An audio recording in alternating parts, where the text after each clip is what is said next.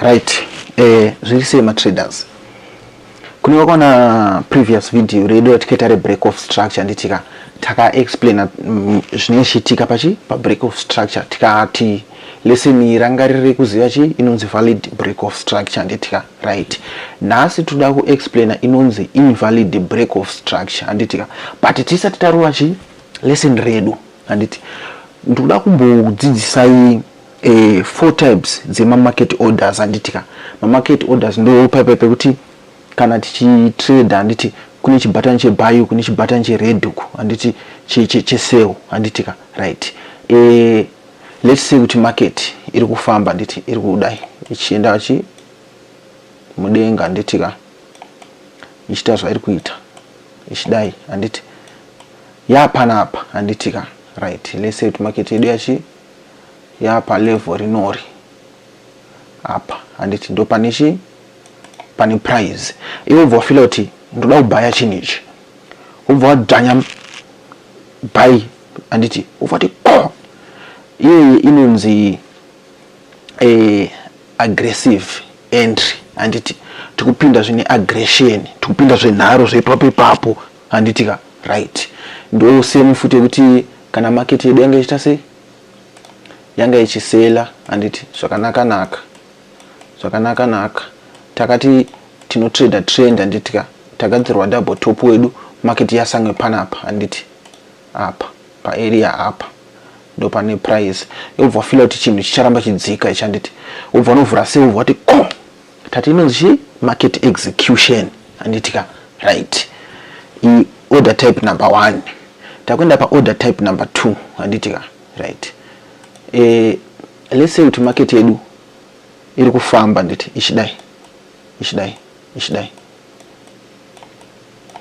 yobva yasvika panapa nditi yobva yadzoka pazasi paunoiona yakufamba yasamwe apa ubva kuti market ishi iri kuuya chichi ichibreaka anditi ichibreaka apa but ndikuda kuti inini painouya ichibreaka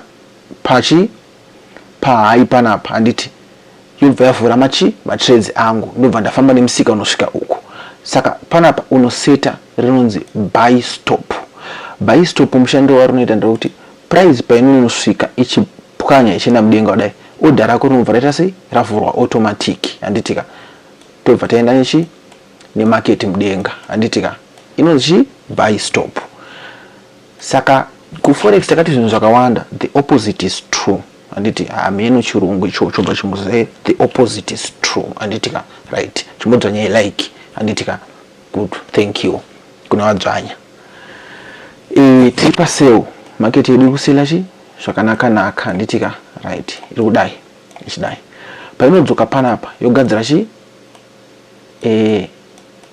kanenge ka head and shoulder kanaka yobva yarova chi yapanapa yobva kuti musika uyu uchauya chi ku previous low kunoko but ndoda kuti paunosvika samwe panapa ubatidze chi orders angu tobva taenda tese anditi ubva waseta chi sell stop yako panapa anditika market painofamba ichifamba ichingonosvika panapa inomabatidza automatic iwe wakarara uri kubasa ameno kwaunenge uri kana ku WhatsApp kana ku TikTok yobva itanga kufamba nechi nemarket anditika svika kwangu kwauri kuda kwachona anditi saka tataura market execution takataura buy stop takataura sell stop anditi tauda kutaura inonzi sell limit anditika right.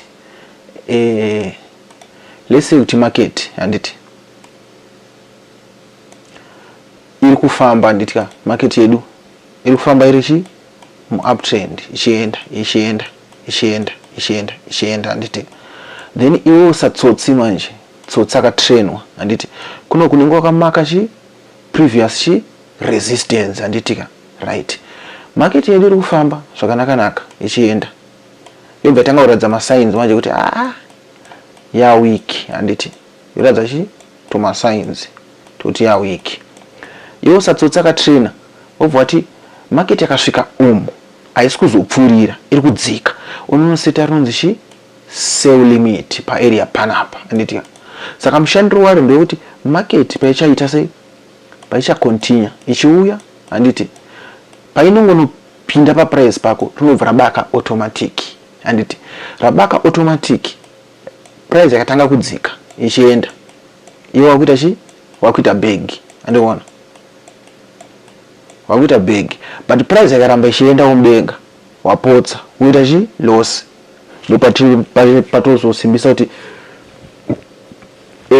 let's follow chi risk management anditika right ndo inozoita kuti tizive pekuisa ma stop loss kana chii but zvese izvozvo tikazvi explain pa playlist yedu kuti munhu anotsvaga sei ma entry right takuenda pane imwe yachona anditika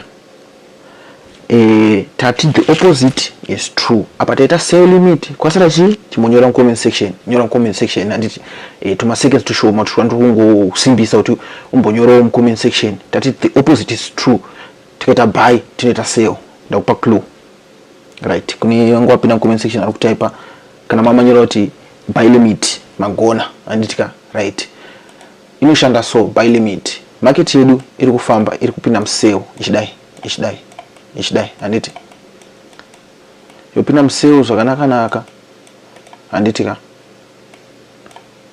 yombobhaya ichiita zviri kuita yobva yazodzoka chi muzoni anditi iyo satsotsi wakatrainwa anditika wakauya panapa ukanzwisisa takakutraina takakubika market pari kudzoka anditi satsotsi ubvaonera kuti papa ne support apa market yasunobora chi musupport umu saka ubva anosaita chi buy limit rako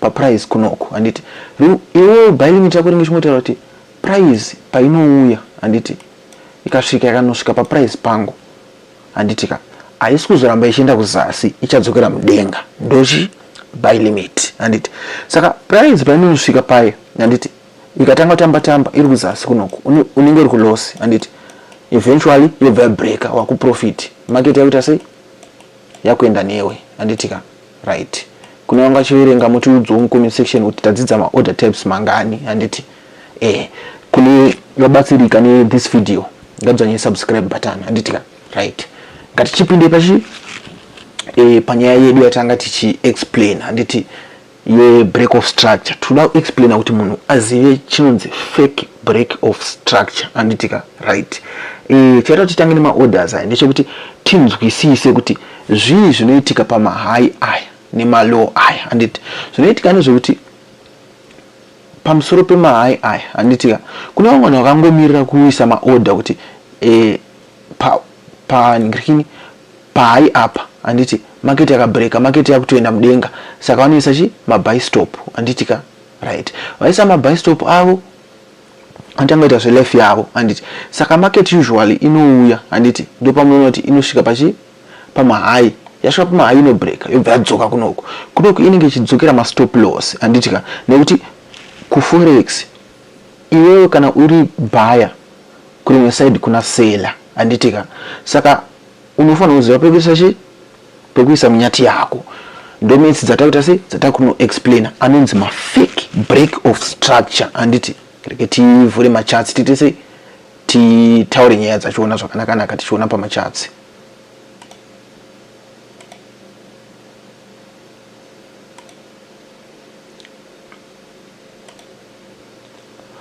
right tikatarisa panapa anditi trend iri tamborishandisa pa first video rechi the break of structure anditika tichi explain ma valid chi break of structure but tine aya manje aya ekuti makanotisa apa anditi tine this low ish anditika ne this low ish iri kutange yakauya chibreak anditi but takati kuti uzive kuti break ish anditi iri valid candlestick rinofanirwa kuvharira pamusoro pe price kana pazasi pe price anditi dependa nekuti trend iri kuenda kupi kana riri uptrend se up anditi price yedu ikaclosera padenga anditi candlestick rikavharira padenga anditi yachi break of structure anditika right ane mukuona means dzachiona ane mukuona right chinotarisai apo anditika right apa patinoita right tachi explain tikati chi apa atinozita se atina kusvika zvedu anditika hapana chakaipa, right? But panapa market yedu yakauya andimukona zvaikaita yakanodzika kunoku ndobva yadzoka bva yavharira chi mukati. Iyi inenge ichinzi liquidity grab anditika. Liquidity grab tikutaura kuti pazasi panapa handiti market paikauya ichitamba mumwe munhu akagaya kuti market ichabreaka kunoku handiti. Saka ndakaifanisa mapending orders angu kunoku market painouya ichimabatidza ndobva ndadzika nemusika ndobva ndaita mari. Number 1. Number 2, kune vamwe nokuti vakangoona candlestick richiri kutambira kuzasi kunoku risati ravhara vanotanga kupinda, inonzi fear of missing out handiti. Unenge uchikwira kuti kumarket ikazomhanya akasvika kuzasi uku ini pandozopinda inenge yafamba handiti. Saka moment yaunopinda panapo uchipinda maseo price ichadzoka yovharira mukati, yavharira mukati vakutrepai payakuenda uku vanhu vese kuita chi vakuita malosi handitika, right? Then makanotisa futi miscenario market iri kubreaka china mudenga nditi vanhu vanoita confidence handiti in market structure ubvotanga kuti zveshuwa izvo chakabreaka rita sei zviri kushanda handiti ofiti zvenyu zvitoshanda. But kune vachanonoka tase kuona aya mabreak of structures aya wozonobata trend rekudenga kunoku handiti moment parinosvika kunoku tati kunenge kune maorders handiti. Remember kakuti wamboisa order yako kana kuti pairi panapa ratrigwa handiti market yabva enda kuprofit, ukaisa rimwe panapa rakatrigwa market yakaenda kuprofit uvoti chistrategy chakapenga chikushanda. Painonotrigga kunoku handiti iwe expect kuti ichaenda handiti yobva yavharira mukati yobva yareverse handiti wakuita loss wakuita sei wakutsva handitika, right? Ndo anonzi mafake break of structure aya handitika, right?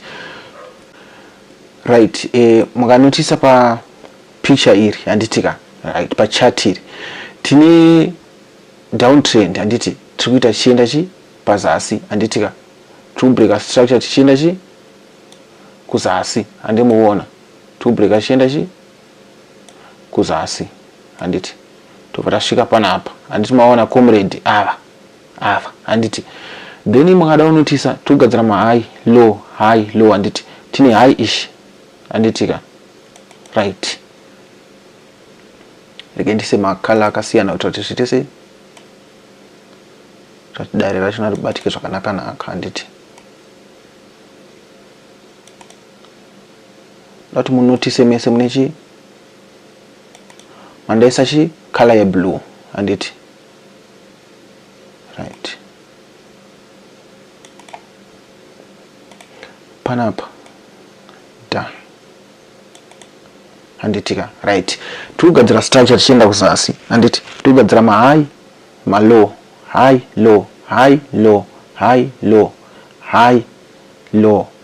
low tichienda handiti. Then makada kunotisa pa area panapa handiti tagadzira high ish handitika price yafamba yakauya bva yanobreaka handiti paya breaka ndobva yadzika. Chaita kuti idzike price ndochi maorders atambotaura pekutanga yaye mapending orders anenge ari pa high up handiti market yanogreba maorders ai ndobva continue nekuita sei nekuenda. Saka wese anenge akaisa maorders ekuti market chabhaya wanotanga kupinda muloss market ichita sei ichitora mari handiti. Then anenge wasela market anenge achiita sei maprofits. Tabreaka structure zvakanaka, tabreaka structure apa pa area panapa handiti low inoi handiti pane mapending orders handitika market inomatora maorders aya.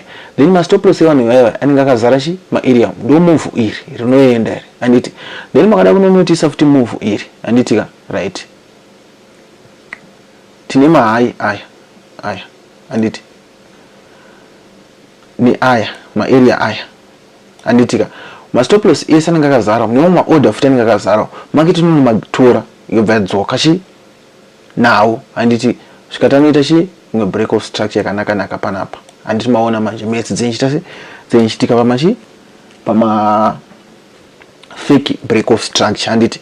Fake break of structure tinoiona sei? Tinoiona macandlesticks anoita zvimamuswe asingavharire pasi pe low kana high handitika ndo kuti tione inonzi fake break out handiti right. Tichazodzoka tichidipisa kumberi uko takunyaso explain about ma concept anonzi anana liquidity grab handiti, so fatambo introduce ma words wayo kuti kuti ave familiar kwa muri, so that tikangwerekana tangoti bwa wangwana kuna kurwabara kuti forex dzedze zvakuitika handitika right. Kana video rinora kubatsira dzanya subscribe chi button, kana dzanya subscribe button dzanya chi share button, ukopa link upotsera ochi magroup auri wo share handiti usimbisa movement pachedu hapana handiti right. Kuna wasati wapinda ku channel yepa WhatsApp tiripo handitika, link ririmo chi mu description, kana mu description warishaya unoenda pa bio page handiti upinda ku WhatsApp. Ku TikTok tiriko Shona Forex Academy, neku Facebook tiriko futi handiti moti follow wao vanenge mvunzo. WhatsApp number dziripo pa YouTube panapa, ku TikTok dziriko, ku Facebook dziripo, munopinda moita se motaurani yesu handiti tinopindurana tichibatsirana. Mwari udenga chita se atitira zvakanaka. Ngatisanganichi pa next video tichange tichitaura futi about break of structure handitika, tinenge takupedzisa handiti takupedzisa about displacement. It will be a short video ari pfure zvaro 10 minutes, tunangorwa faster handiti tafana ngita taura pa this video, but hey sezvo mungona time zaita se dzafamba tidi kuti vanhu vakotsere lesson tungonzi gagaga topata siyana chi vachiri kutapirirwa handitika. A good dancer knows when to get off the fucking stage, so let's meet the ngasangane next time handitika. Mwari udenga chitira zvakanaka.